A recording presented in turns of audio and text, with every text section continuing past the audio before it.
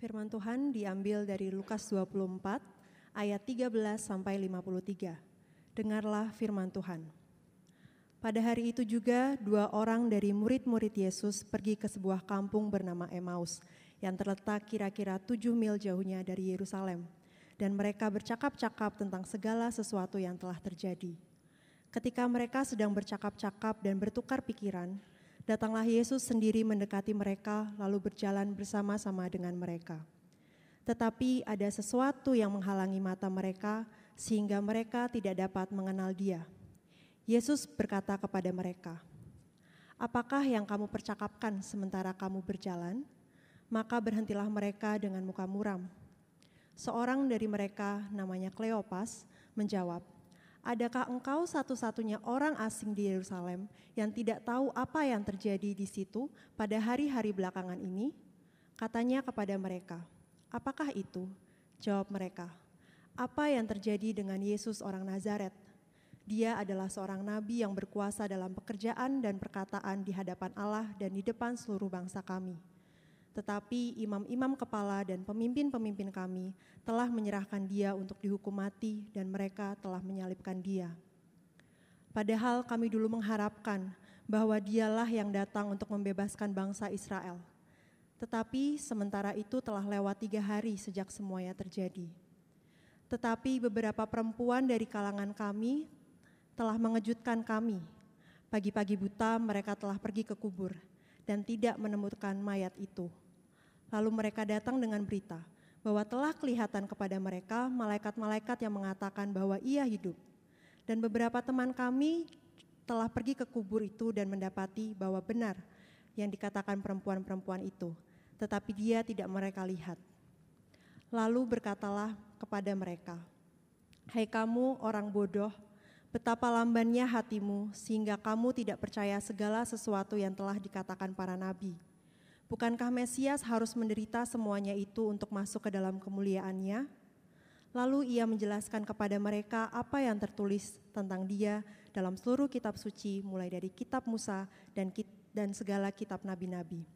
Mereka mendekati kampung yang mereka tuju, lalu ia berbuat seolah-olah hendak meneruskan perjalanannya.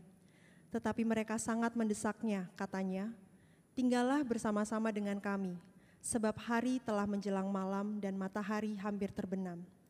Lalu masuklah ia untuk tinggal bersama-sama dengan mereka. Waktu ia duduk makan dengan mereka, ia mengambil roti, mengucap berkat, lalu memecah-mecahkannya dan memberikannya kepada mereka. Ketika itu terbukalah mata mereka dan mereka pun mengenal Dia, tetapi ia lenyap dari tengah-tengah mereka. Kata mereka seorang kepada yang lain, "Bukankah hati kita berkobar-kobar ketika Ia berbicara dengan kita di tengah jalan dan ketika Ia menerangkan kitab suci kepada kita?" Lalu bangunlah mereka dan terus kembali ke Yerusalem. Di situ mereka mendapati ke-11 murid itu. Mereka sedang berkumpul bersama-sama dengan teman-teman mereka. Kata mereka itu, "Sesungguhnya Tuhan telah bangkit dan menampakkan diri kepada Simon." Lalu kedua orang itu pun menceritakan apa yang terjadi di tengah jalan dan bagaimana mereka mengenal Dia pada waktu Ia memecah-mecahkan roti. Dan sementara mereka bercakap-cakap tentang hal itu, Yesus tiba-tiba berdiri di tengah-tengah mereka dan berkata kepada mereka, "Damai sejahtera bagi kamu." Mereka terkejut dan takut dan menyangka bahwa mereka melihat hantu. Tetapi Ia berkata kepada mereka, "Mengapa kamu terkejut dan apa sebabnya timbul keraguan-raguan di dalam hati kamu? Lihatlah tanganku dan kakiku, aku sendirilah ini. Rabalah aku dan lihatlah, karena hantu tidak ada daging dan tulangnya, seperti yang kamu lihat ada padaku." Sambil berkata demikian, ia memperlihatkan tangan dan kakinya kepada mereka. Dan ketika mereka belum percaya karena girangnya dan masih heran, berkatalah ia kepada mereka, "Adakah padamu makanan di sini?" Lalu mereka memberikan kepadanya sepotong ikan goreng. Ia mengambilnya dan memakannya di depan mereka. Ia berkata kepada mereka, "Inilah perkataanku yang telah kukatakan kepadamu ketika aku masih bersama-sama dengan kamu, yakni bahwa harus digenapi semua yang ada tertulis tentang aku dalam kitab Taurat Musa dan kitab nabi-nabi dan kitab Mazmur." Lalu ia membuka pikiran mereka sehingga mereka mengerti kitab suci. Katanya kepada mereka, Ada tertulis demikian, Mesias harus menderita dan bangkit dari antara orang mati pada hari yang ketiga.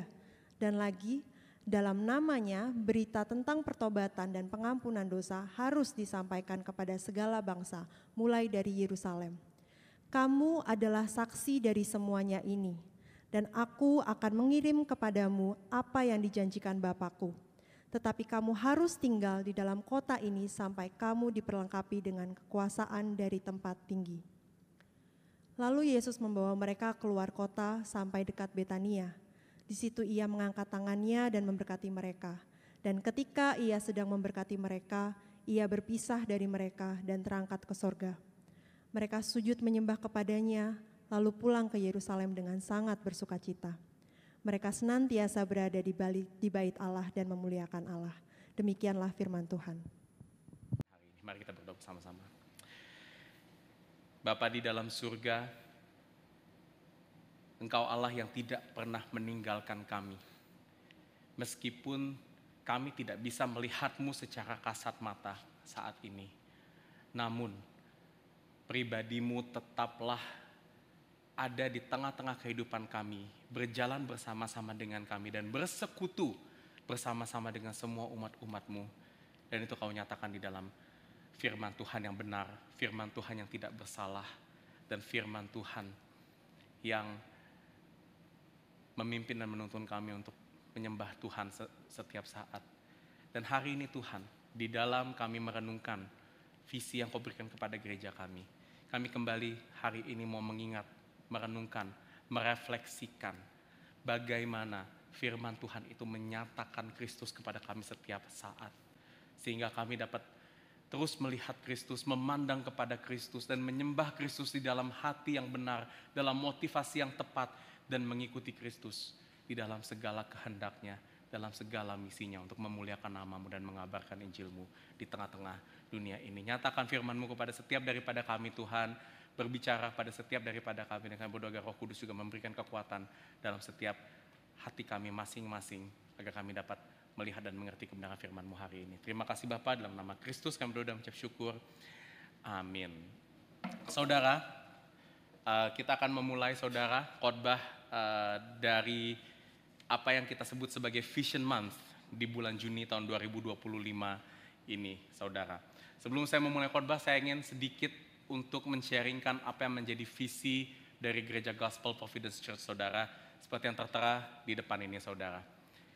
GPC adalah gereja yang memiliki visi untuk menjadi gereja menghidupi Injil berdasarkan seluruh kebenaran firman Tuhan melalui pemuritan dalam komunitas untuk menyatakan kemuliaan Allah. Saudara, visi ini, ceritanya sedikit saudara, kami para staff, leader-leader yang ada di dalam gereja ini di awal tahun ini saudara, sama-sama berkumpul dan kita dibantu oleh salah seorang pekerja dari City to City untuk melihat apa yang Tuhan kehendaki atas GPC. Ya, visi ini jadi begini saudara, ini adalah bagaimana kita ingin melihat gereja ini secara jangka panjang.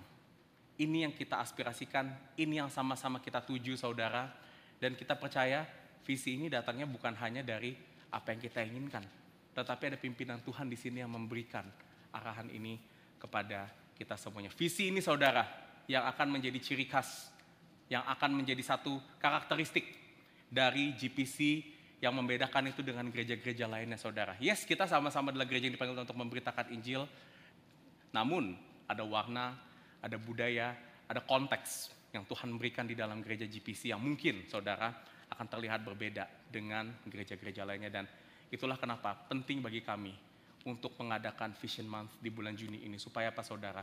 Visi ini bukan cuma hanya kami, para pendeta, para staff, atau para leader-leader saja yang melihat itu, tapi kami berharap semua jemaat pun juga dapat melihat visi ini dan turut berpartisipasi, terutama anggota-anggota GPC di tempat ini saudara, berpartisipasi, mendoakan, mendukung visi yang Tuhan berikan melalui GPC untuk perkabaran Injilnya saudara. Hari ini kita akan memulai dengan seri khotbah pertama saudara dari Lukas 24 ayat 13 sampai 53 yang tadi kita sudah simak bersama-sama, dan ini pun juga menjadi penutup saudara dari seri khotbah kitab Lukas yang kita sudah pelajari dari akhir tahun 2022 kalau nggak salah ya. Saudara, waktu itu kita masih belum jadi GPC, masih ada di sisi ibadah sore. Dan kita terus jalankan seri khotbah ini dari Lukas 1 sampai sekarang kita mau mengakhirinya saudara di Lukas pasal 24 saudara. Dan ini pun juga saya lihat perikopnya pas dengan apa yang kita mau bagikan di dalam Vision Month. Itu dia kenapa minggu lalu kita break sejenak. Hari ini kita lanjut lagi ke Lukas dan kita akan mengakhirinya saudara. Ya, agak panjang saudara firman hari ini saudara. Dan memang saya harus katakan saya tidak akan memberikan secara detail saudara apa yang ada di dalam kisah ini. Karena banyak sekali saudara poin-poin yang baik yang kita bisa temukan di dalam kisah ini. Namun saudara, hari ini saya ingin memfokuskan kita di dalam perikop ini tentang satu poin. Dan ini berhubungan dengan statement atau baris pertama di dalam visi kita, menjadi gereja yang menghidupi Injil. Apa artinya saudara menjadi gereja atau menjadi pribadi saudara yang tidak hanya mengerti, tetapi betul-betul menghidupi Injil di dalam kehidupannya. Bagaimana saudara Kristus yang selama ini kita percayai, yang kita sembah, yang kita ikuti, bukan hanya menjadi jargon kehidupan kita saudara, tetapi Kristus betul-betul menjadi Tuhan yang mempengaruhi, memimpin, mendisrupsi kehidupan kita dan membawa kita untuk benar-benar hidup dalam kemuliaannya. Apa artinya itu saudara? Hari ini kita akan merenungkan dari akhir dari seri kitab Lukas kita, Lukas pasal 24 ayat 13 sampai 53, dan kita akan merenungkan saudara hari ini dalam 3 poin saudara. Pertama, apa yang kita harapkan pada Yesus?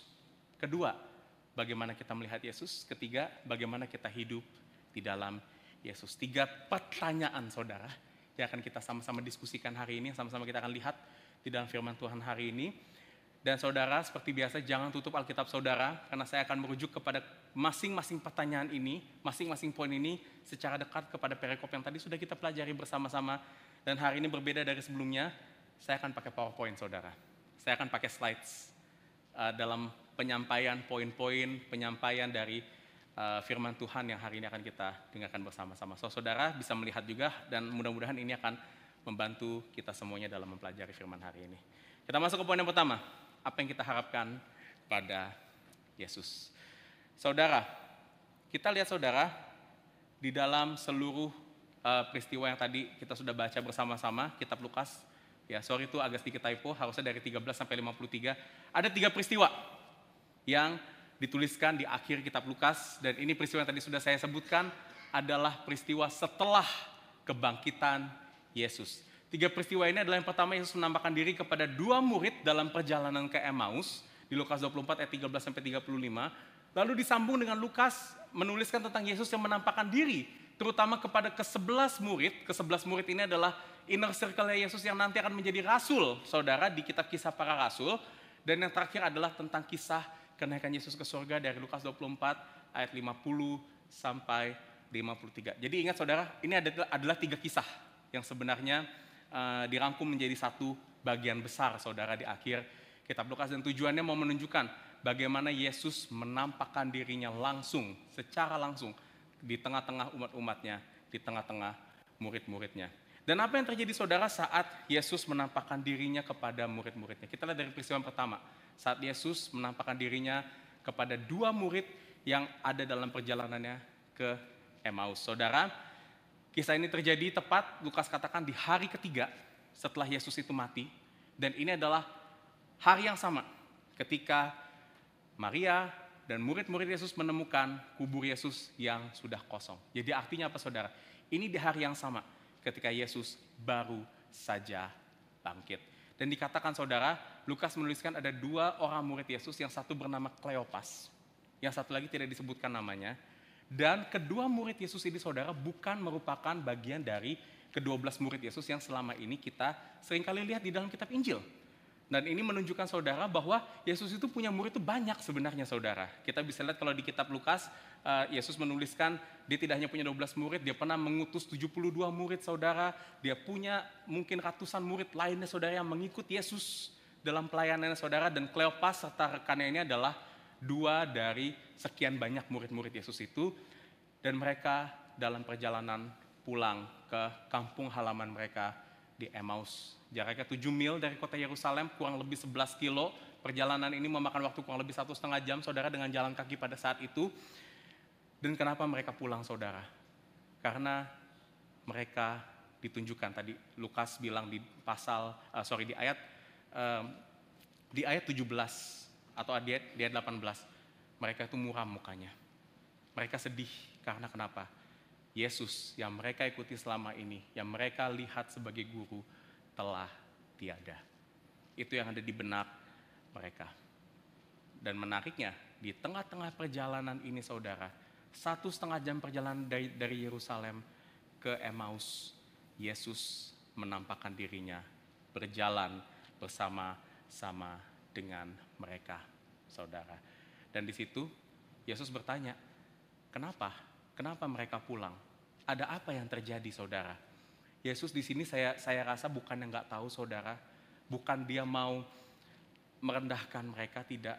Tapi ada satu ujian yang Yesus ingin berikan kepada dua murid ini, saudara, yang jalan pulang ke Emmaus, tentang apa yang terjadi. Dan mereka menceritakan tentang Yesus yang sudah mati. Dan ini merupakan kabar yang besar pada saat itu, saudara. Yesus mati di atas kayu salib. Dan oleh sebab itu, di ayat 19-21, mereka berkata seperti ini. Katanya kepada mereka, apakah itu? Jawab mereka, apa yang terjadi dengan Yesus orang Nazaret? Dia adalah seorang nabi yang berkuasa dalam pekerjaan dan perkataan di hadapan Allah dan di depan seluruh bangsa kami. Tetapi imam-imam kepala dan pemimpin-pemimpin kami telah menyerahkan dia untuk dihukum mati dan mereka telah menyalibkannya. Saudara, sama seperti murid-murid Yesus lain yang kita sudah pelajari sebelumnya, murid-murid Yesus sebenarnya sudah pernah mendengar kabar bahwa Yesus itu akan disalibkan. Yesus sendiri mengucapkan dari mulutnya sendiri akan nubuatan bahwa dia akan mati dan bangkit pada hari yang ketiga, saudara. Nah, saudara, seharusnya sebagai murid Yesus yang mempercayai Yesus, yang mengikuti Yesus senantiasa, mereka seharusnya tahu, saudara, apa yang akan terjadi. Ini bukan sesuatu yang baru, bukan sesuatu yang mengejutkan. Yesus bangkit. Dan harusnya itu menjadi kabar yang menggembirakan bagi mereka. Karena kenapa, saudara? Kebangkitan Yesus itu adalah jawaban penantian dari dunia ini. Jawaban atas keselamatan kita dari dosa-dosa yang harusnya mereka nantikan. Tetapi kok di sini kenapa dua murid Kleopas dan rekannya ini malah pulang dengan keadaan yang muram, keadaan yang sedih? Jawabannya ada di ayat 21. Mereka katakan seperti ini. Padahal kami dahulu mengharapkan bahwa dialah yang datang untuk membebaskan bangsa Israel.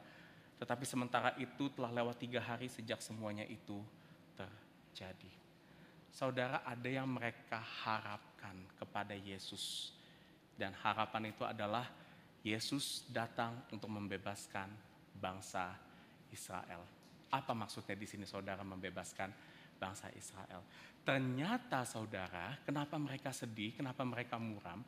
Karena mereka selama ini memiliki harapan bahwa Yesus ini adalah Mesias yang Tuhan janjikan kepada mereka untuk nantinya membebaskan bangsa Israel dari penjajahan. Bangsa Israel pada saat itu dijajah oleh bangsa Romawi, saudara. Hidup mereka tertindas, hidup mereka itu tidak memiliki hak yang baik selayaknya warga negara pada saat itu, saudara. Dan mereka sangat mengharapkan saudara dapat bebas dari penjajahan bangsa Israel. Dan oleh karena itu, saudara, mereka mengharapkan Yesus sebagai Mesias politik yang akan membebaskan mereka dari penjajahan. Karena kenapa? Mereka pikir ini adalah kebutuhan yang mereka perlukan. Mereka pikir mereka tuh perlu buat bebas, mereka butuh buat bebas dari penjajah. Kenapa? Supaya mereka bisa punya kehidupan yang sesungguh-sungguhnya, kehidupan yang lebih baik, kehidupan yang tidak perlu diatur-atur oleh pemerintah atau otoritas yang tidak suka sama mereka, saudara. Mereka pikir mereka butuh kebebasan dan mereka pikir Yesus akan membawa kebebasan secara politik itu dalam kehidupan mereka. Saudara, kita juga seringkali berharap Yesus itu datang sebagai Mesias untuk memenuhi kebutuhan-kebutuhan hidup kita. Apa saja misalnya saudara? Saya sebutkan beberapa di sini. Mungkin kita berharap Yesus datang untuk memenuhi kebutuhan kita akan kestabilan finansial. Kita mau saudara punya pendapatan yang tetap, pendapatan yang cukup buat kehidupan kita. Dan kita berharap kalau kita ikut Yesus, Yesus bisa memberikan itu kepada kita. Atau mungkin saudara yang saat ini sedang bergumul dengan penyakit, punya anggota keluarga yang sedang sakit saudara. Mungkin hati kita saat ini mengharapkan Yesus itu datang ke dalam hidup kita supaya apa? Sembuh dari penyakit kita. Itu kita perlukan. Atau mungkin saudara yang masih single, bergumul dengan kesepian. Saudara mungkin berharap bisa punya pasangan hidup saat ini saudara. Dan kalau saudara kita ikut Yesus dengan setia, kita melayani Yesus, kita pikir apa? Yesus bisa kasih pasangan hidup buat kita. Atau kedamaian jiwa, hal yang lebih dalam lagi. Mungkin saudara merasa kehidupan saudara sudah penuh dengan kesibukan, jenuh dengan rutinitas yang ada. Banyak ketidakpastian dalam kehidupan kita yang membuat kita tidak tenang saudara saat ini. Dan kita berharap saat kita datang kepada Yesus, saat Yesus hadir dalam kehidupan kita, Yesus bisa kasih kedamaian jiwa. Lepas dari masalah-masalah, lepas dari kejenuhan hidup kita. Apakah ini saudara yang Yesus kita harapkan bisa berikan kepada kita?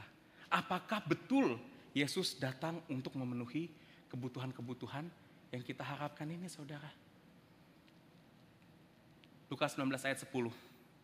Sebelum ini saudara, dalam peristiwa Yesus waktu itu bertemu dengan Zakheus, Yesus menutup peristiwa ini, Lukas menutup peristiwa dengan Yesus berkata apa? Anak manusia datang untuk mencari dan menyelamatkan yang hilang. Artinya apa saudara? Yesus datang utamanya bukan untuk membawa kestabilan finansial, kesembuhan dari penyakit, punya pasangan hidup atau kedamaian jiwa kita, tetapi untuk apa? Mencari dan menyelamatkan yang hilang. Yang hilang ini ngomongin tentang apa saudara? Orang yang hilang karena dosa. Dan kenapa ini penting saudara? Kenapa Yesus perlu menyelamatkan kita daripada dosa? Saya mengutip 1 Petrus 3 ayat 18a yang berkata seperti ini. Sebab juga Kristus telah mati sekali untuk segala dosa kita. Ia yang benar untuk orang-orang yang tidak benar. Supaya apa? Ia membawa kita kembali kepada Allah. Jadi saudara, hal-hal yang kita pikir kita butuhkan dalam kehidupan kita, 4 hal ini saudara yang mewakilinya, saya ingin katakan, ini bukan kebutuhan utama kita dalam hidup ini. Ada satu kebutuhan yang lebih besar daripada sekedar kita punya kestabilan finansial, dari sekedar kita sembuh dari penyakit kita saudara, dari sekedar kita punya pasangan hidup, punya kedamaian jiwa, dan kebutuhan utama kita apa saudara? Seperti yang dikatakan di 1 Petrus 3 ayat 18 tadi, agar kita dapat kembali kepada Tuhan. Dan untuk kita bisa kembali kepada Tuhan saudara, satu-satunya jalan adalah dosa-dosa di dalam hidup kita itu harus ditebus, harus dihapuskan. Dan bagaimana caranya agar itu bisa ditebus dan dihapuskan? Adalah dengan Yesus datang dan mati untuk menebus dosa-dosa kita. Dan kenapa saudara ini adalah kebutuhan utama kita? Saya katakan seperti ini. Karena saat kita kembali kepada Tuhan, kita akan menemukan kestabilan pemeliharaan Tuhan yang cukup bagi kita, baik di saat kita kaya ataupun miskin. Saudara gak perlu takut saudara, karena kenapa? Saudara mau kaya, mau kita miskin, kita akan percaya satu hal saudara, Tuhan yang ada di dalam hati kita akan memenuhi segala yang kita butuhkan. Saat kita kembali kepada Tuhan, kita akan menemukan kesembuhan atas dosa kita yang akan membawa kita kepada kehidupan kekal. Kita akan melihat saudara bahwa kematian di dalam dunia ini bukan akhir dari segala-galanya. Tapi kita akan melihat ada kehidupan yang kekal yang Tuhan janjikan kepada kita karena kita telah ditebus atas dosa-dosa kita. Saat kita kembali kepada Tuhan, kita akan menemukan kasih karunia yang menerima dan mengubahkan kita seutuhnya lebih dari siapapun juga. Kalau kita saat ini berharap saudara, kita bisa memiliki pasangan untuk memuaskan hati kita. Kita bisa memiliki pasangan untuk yang bisa menerima kita apa adanya. Yesus saudara, Tuhan yang datang ke dalam dunia ini berkata, saat kita kembali kepada Tuhan, Tuhan sudah menerima kita apa adanya. Tuhan sudah menerima kita sebagaimana kita, saudara. Dan kita tidak akan kekurangan penerimaan daripada Tuhan. Saat kita kembali kepada Tuhan, kita akan menemukan kedamaian yang melampaui akal pikiran kita. Apakah itu di tengah badai, di tengah beban, atau ketidakpastian kehidupan kita. Kita akan menemukan kedamaian yang bukan berasal dari luar kita, tapi kedamaian yang berasal dari dalam hati kita. Dan kenapa itu semuanya, saudara, dapat kita lihat kalau kita bisa kembali kepada Tuhan. Karena saudara, kita diciptakan untuk hidup sepenuhnya di dalam Tuhan. Hati kita, saudara, membutuhkan Tuhan setiap saat dalam kehidupan kita. Agustinus berkata, saudara, bahwa di dalam hati kita tuh ada satu lubang, ada satu kekosongan yang tidak dapat diisi oleh apapun selain daripada Tuhan. Dan syukur kepada Allah, Yesus telah datang untuk memenuhi kekosongan ini di dalam kematiannya, saudara. Sehingga artinya saya ingin katakan, menghidupi Injil adalah hidup yang senantiasa memandang kepada Kristus yang telah mati bagi dosa-dosa kita untuk memenuhi segala yang kita butuhkan dan harapkan di dalam Tuhan. Kebutuhan, harapan terbesar manusia sudah dipenuhi di dalam Yesus yang telah mati bagi dosa-dosa kita. Dan inilah, saudara, yang firman Tuhan ajarkan, yang Yesus ajarkan, agar kita selalu memiliki kebutuhan dan pengharapan di dalam Kristus, saudara, bukan di dalam hal-hal yang lain. Yesus yang datang untuk menebus dosa-dosamu, lebih daripada Yesus yang datang untuk kestabilan finansial kita, kesembuhan kita, kedamaian jiwa kita, atau penerimaan hidup kita, saudara. Nah, pertanyaannya sekarang, bagaimana kita dapat senantiasa memandang kepada Yesus sekarang? Apa yang dapat membuat kita terus dapat melihat Yesus di tengah-tengah dunia saat ini, saudara? Kita masuk ke poin yang kedua. Bagaimana kita melihat Yesus? Saudara,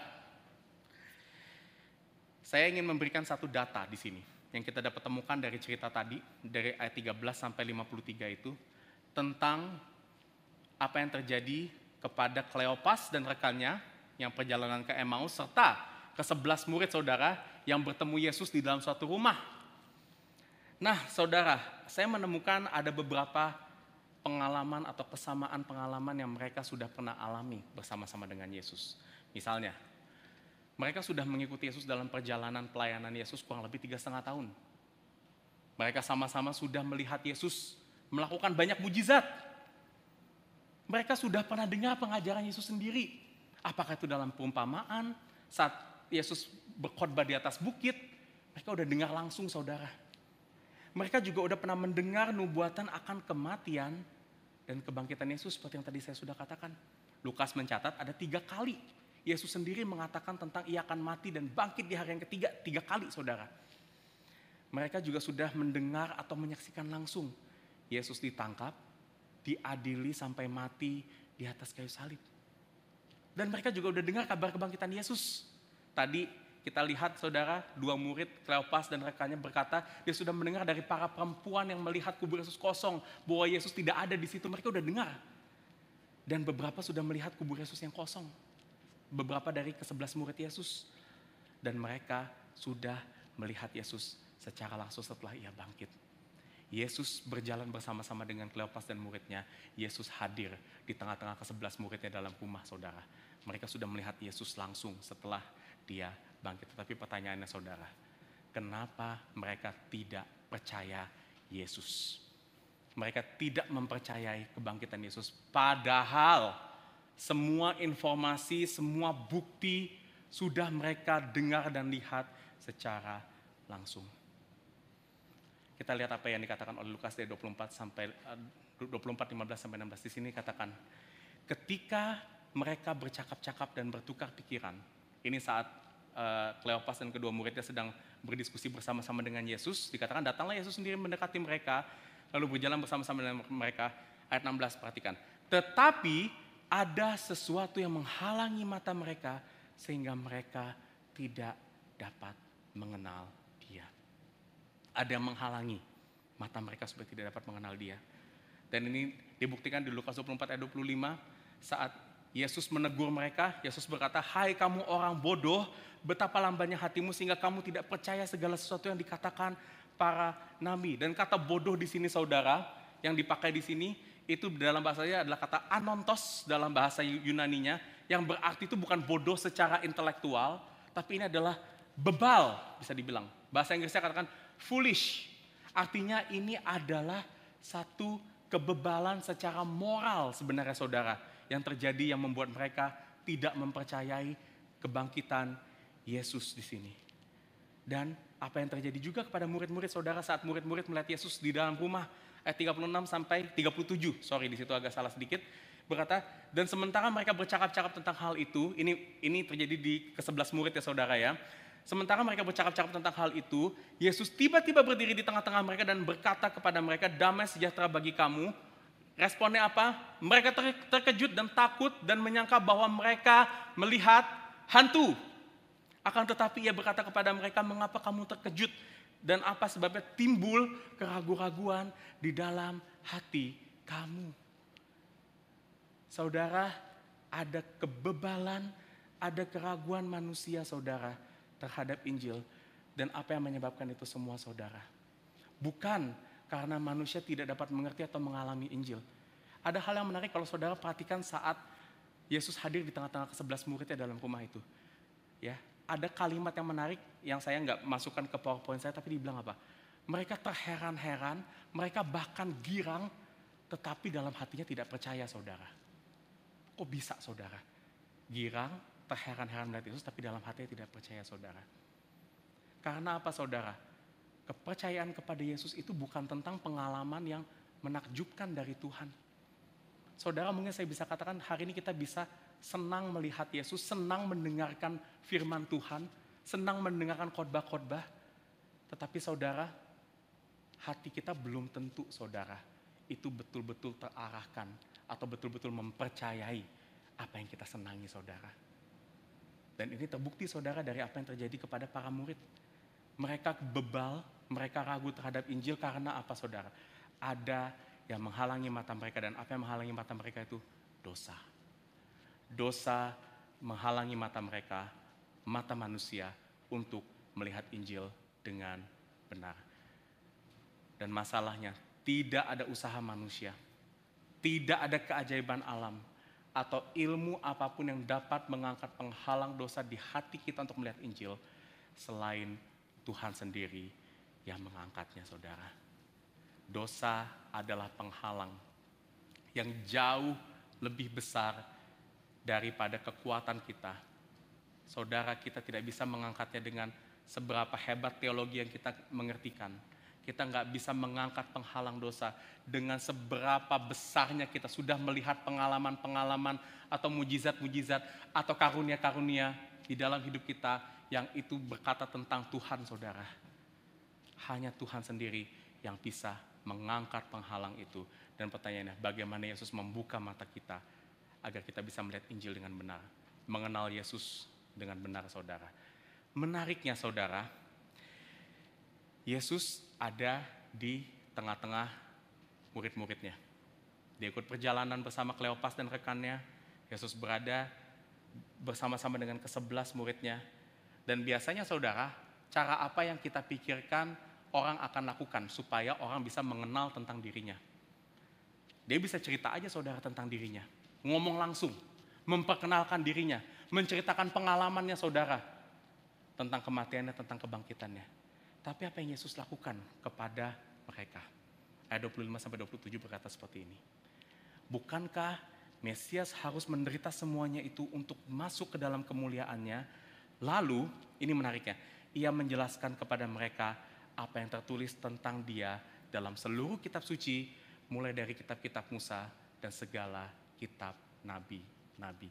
Yesus pakai Alkitab, saudara, untuk menyatakan tentang dirinya kepada Kleopas dan rekannya di sini, saudara. Menarik, saudara, kenapa Yesus perlu memakai Alkitab? Karena ada satu kata yang penting di sini tentang dia. Saudara, Yesus di sini ingin menyatakan tentang dirinya dari apa yang tertulis di dalam seluruh Alkitab Ya di situ dibilang kitab-kitab Musa dan kitab nabi-nabi. Ini merujuk sebetulnya waktu itu kepada perjanjian lama. Karena perjanjian lama yang waktu itu sudah selesai, saudara, perjanjian baru masih belum tertulis pada saat Yesus mengucapkan hal ini. Dan Yesus menyatakan tentang dirinya kepada murid-muridnya melalui Alkitab. Dan Lukas 24 ayat 44 juga berkata apa? Ia berkata kepada mereka, inilah perkataanku yang telah kukatakan kepada kamu ketika aku masih bersama-sama dengan kamu, yakni bahwa harus digenapi semua yang ada tertulis dalam kitab Taurat Musa, kitab nabi-nabi, dan kitab Mazmur.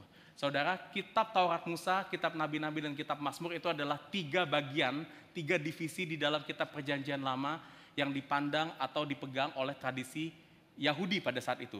Kitab Musa berbicara tentang 5 kitab pertama di Alkitab kita, kitab Kejadian sampai kitab Ulangan. Kitab nabi-nabi berbicara tentang kitab sejarah Israel dari kitab Yosua sampai kitab raja-raja. Lalu juga kitab-kitab nabi, saudara, Yesaya, Yeremia, Yehezkiel, ya, dan 12 nabi kecil, saudara. Kitab Mazmur itu adalah kitab yang isinya sebenarnya tulisan-tulisan, ya. Kenapa Mazmur yang ditulis di situ, saudara? Mazmur itu adalah kitab pertama yang ada di dalam kanonisasi itu. Jadi Mazmur itu bukan menggambarkan Mazmur satu kitab saja, tetapi semua kitab yang berada di dalam kategori itu. Kategorinya namanya kategori ketubim, ya, kategori tulisan. Ada kitab Mazmur, kitab Amsal, Pengkhotbah. Menariknya, saudara, di situ ada kitab Daniel, kitab Tawarik, kitab Ezra, ada juga di dalam kategori kitab ketubim itu. Nanti kalau saudara mau tahu kenapa begitu pembagiannya, saya bisa ceritakan setelah ibadah ini, saudara. Menarik, saudara, kalau kita baca kitab perjanjian lama. Saudara, kita mungkin tidak pernah menemukan ada kata Yesus Kristus ditulis secara harafiah di situ. Kita mungkin tidak pernah melihat secara langsung, saudara, ada pribadi Yesus muncul secara harafiah dalam kitab perjanjian lama. Tetapi Yesus mau mengatakan di sini bahwa seluruh yang tertulis di dalam perjanjian lama, kisah-kisah yang kita tahu dalam perjanjian lama, Mazmur-Mazmur yang kita baca, hukum-hukum Taurat yang kita selama ini bingung, ini kenapa sih ditulis buat kita saat ini? Itu semua dikatakan itu menggambarkan atau menyatakan tentang Yesus. Dan di sini, saudara, kita melihat bahwa bagaimana kita bisa melihat Yesus dalam kehidupan kita saat ini adalah melalui seluruh Alkitab yang sudah Tuhan berikan kepada kita. Tidak hanya perjanjian lama tapi juga perjanjian baru. Disitulah pernyataan yang lengkap, pernyataan yang cukup bagi kita tentang Yesus, saudara. Jadi saudara, waktu kita melihat Alkitab, kita tidak hanya melihat isinya informasi-informasi tentang Yesus. Kita tidak hanya melihat panduan kehidupan moral bagi kita, saudara, enggak. Kita enggak melihat waktu kita baca Alkitab kita enggak hanya melihat di situ tentang bagaimana kita mendapatkan hikmat untuk hidup dalam kehidupan kita. Tapi ketika kita melihat Alkitab kita, saudara, sebagai orang yang percaya, di situ kita melihat pribadi Yesus yang hidup di tengah-tengah kita. Dan itulah yang akan mengubahkan hati kita semua, saudara. Saat kita betul-betul melihat Yesus dinyatakan di dalam Alkitab kita. Dan bagaimana kita melihat ini, terutama bagaimana kita melihatnya di dalam perjanjian lama. Saya akan mengambil ini satu contoh yang sudah saudara mungkin kebanyakan sudah dengar dari membership kelas kita, saudara. Dari satu kisah yang mungkin kita sudah kenal bersama, kisah Daud dan Goliat. Ya, saudara, ya. Tahu kisah ini, saudara? Di 1 Samuel pasal 17 ada kisah ini. Ada Goliat, panglima Filistin. Dia menantang orang dari Israel untuk siapa yang berani melawan dia. Kalau dia bisa menang, dia akan menjajah Israel. Tetapi sebaliknya, kalau Israel bisa menang melawan dia, maka mereka akan mundur, mereka akan kalah. Saudara, dan waktu itu bangsa Israel semuanya ketakutan. Karena kenapa? Goliat itu badannya besar, dia sangat gagah perkasa.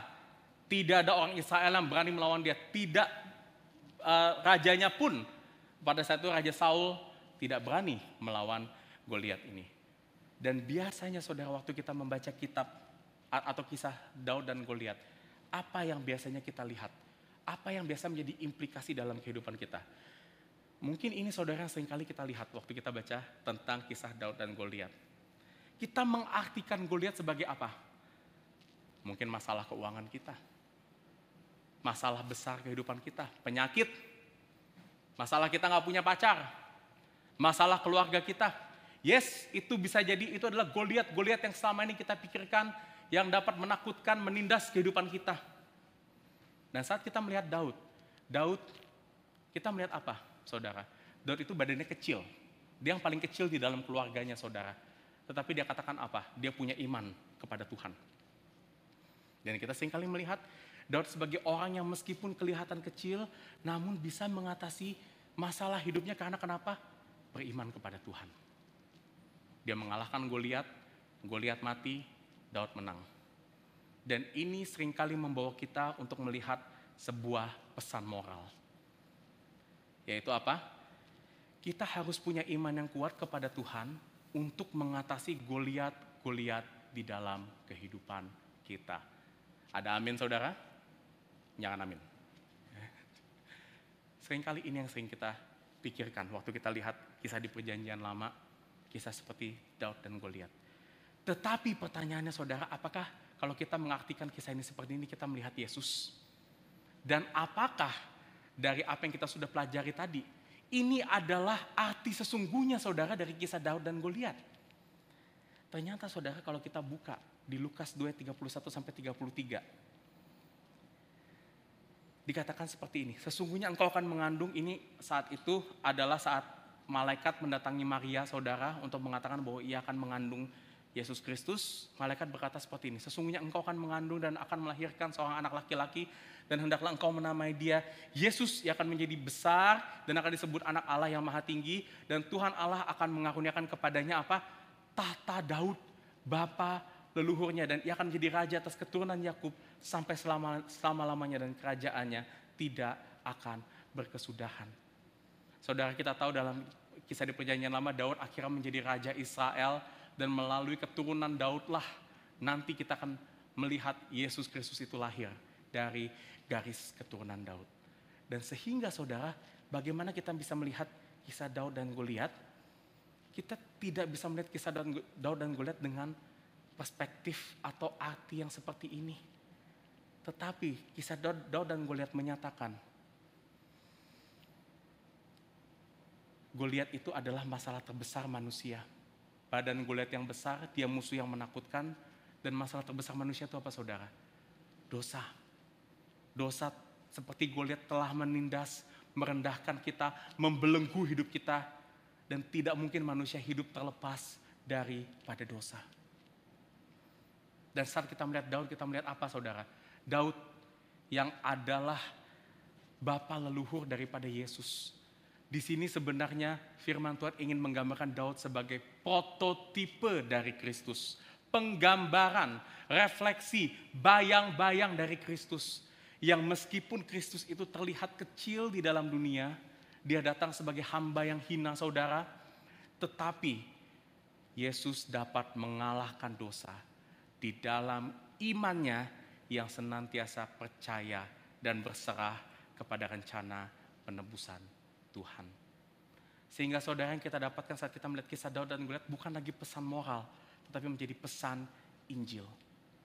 Dikatakan apa? Daud yang mengalahkan Goliat menyatakan Kristus yang telah mengalahkan dosa dan maut bagi kita di dalam kematian dan kebangkitannya. Melihat Injil, saudara, di dalam kisah Daud dan Goliat. Dan inilah, saudara, yang akan membuat kita melihat hati kita berkobar-kobar saat kita melihat firman Tuhan. Perhatikan di sini, saudara, Lukas 24 ayat 32, 33 dan 45. Apa yang terjadi kepada dua orang dalam perjalanan ke Emmaus? Dia berkata, kata mereka seorang kepada yang lain, bukankah hati kita berkobar-kobar ketika ia berbicara dengan kita di tengah jalan dan ketika ia menerangkan kitab suci kepada kita? Hatinya berkobar-kobar saat apa, saudara? Mereka menerangkan kitab suci. Dan di ayat 33 dikatakan, bangunlah mereka dan terus kembali ke Yerusalem. Di situ mereka mendapati ke-11 murid itu, mereka sedang berkumpul bersama-sama dengan teman-teman mereka. Saudara, ada kata bangunlah. Ada perubahan yang terjadi dari mereka yang tadinya muram karena mereka pikir Yesus yang mereka harapkan bisa menjadi pembebas politik mereka itu sudah mati. Sekarang mereka bisa melihat Yesus dengan benar, saudara, melalui kitab suci yang Yesus terangkan kepada mereka. Dia bangun dan akhirnya dia kembali lagi ke Yerusalem, saudara, untuk menyatakan apa? Yesus sudah bangkit. Begitupun kepada para murid saudara. Di ayat 45 dikatakan setelah Yesus membuka pikiran mereka tentang kitab Taurat Musa, kitab Nabi-Nabi, kitab Mazmur. Lalu dikatakan apa? Ia membuka pikiran mereka sehingga mereka mengerti kitab suci. Saudara, hati dan pikiran kita akan terbuka untuk melihat Yesus saat kita melihat seluruh isi Alkitab bukan sebagai panduan buku moral, tetapi sebagai firman Tuhan yang berpusat pada Kristus. Dan kita dapat melihat Kristus dalam seluruh kebenaran firman Tuhan. Karena kenapa saudara? Kristus telah mati di atas kayu salib untuk menanggung penghalang dosa yang selama ini menutup hati dan pikiran kita. Dan saya ada kutip satu ayat pendek di situ, Yohanes 9 ayat 25 berkata, aku tadinya buta dan sekarang aku melihat. Saudara, Yesus mati di atas kayu salib bagi kita semua supaya apa? Kita bisa berelasi dengan Yesus, melihat Yesus dengan utuh di dalam seluruh pewahyuan kitab suci, perjanjian lama dan perjanjian baru saudara. Jadi saudara saat ini, kalau saudara betul-betul ingin melihat Yesus yang saudara butuhkan, hati saudara ingin berkobar-kobar kembali, hati saudara ingin kembali melihat keutuhannya di dalam Yesus. Saudara, lihat firman Tuhan kita, lihat apa yang ia nyatakan tentang Yesus. Dan bagaimana saudara, kita dapat melihat ini semuanya terjadi dalam kehidupan kita. Kita tidak melihat firman Tuhan, lalu kita hanya melihat itu sebagai informasi tentang Yesus, tapi benar-benar kita melihat dia sebagai pribadi yang hidup. Bagaimana kita dapat hidup di dalam Yesus? Poin ketiga, bagaimana kita hidup di dalam Yesus? Poin terakhir kita saudara. Saudara, ada satu hal yang menarik.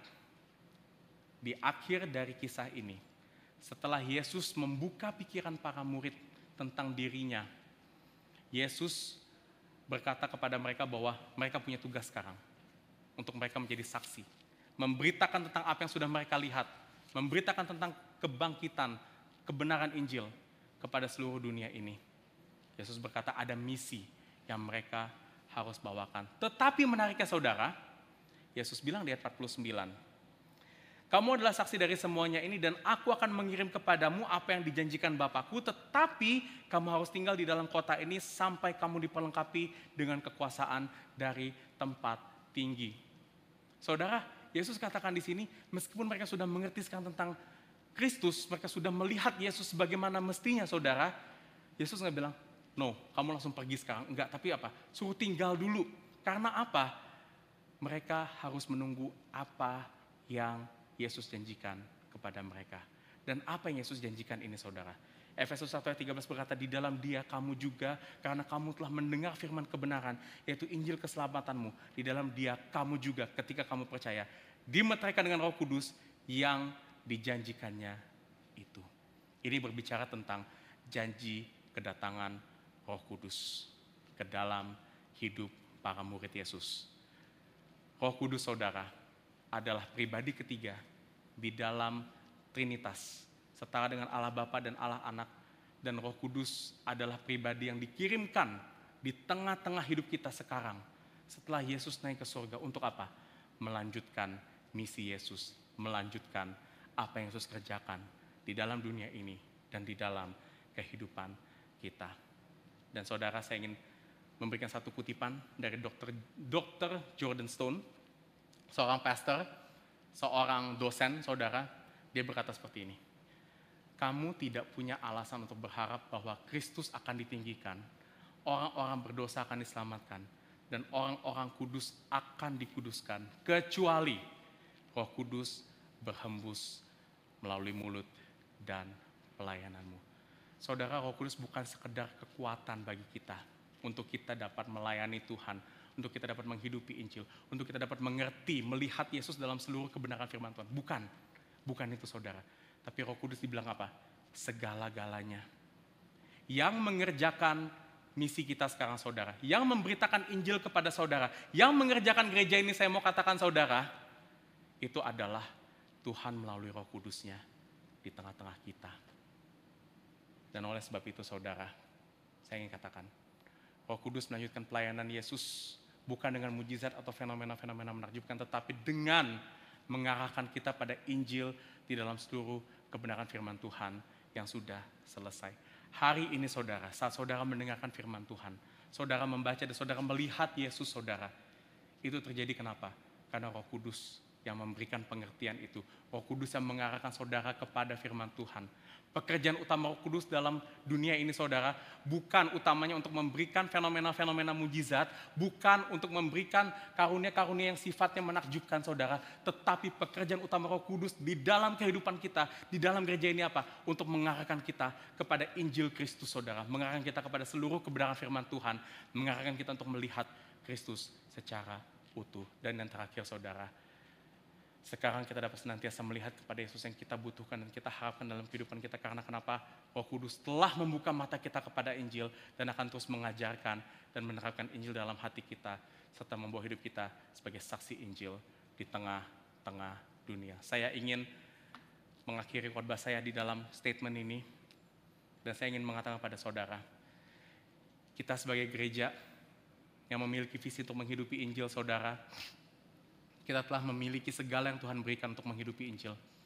Firman Tuhan yang benar, yang sudah lengkap. Roh Kudus di dalam hati kita, di tengah-tengah kita saudara. Dan mari saudara saat ini, kita hidupi dengan setia. Mari saudara, kita pandang kebenaran Injil di dalam salib Kristus saudara. Karena kenapa? Ini bukan suatu angan-angan, ini bukan suatu harapan yang tidak mungkin terjadi. Tapi ini adalah satu realita yang sudah Tuhan berikan di tengah-tengah gerejanya bagi kita semua. Mari kita berdoa.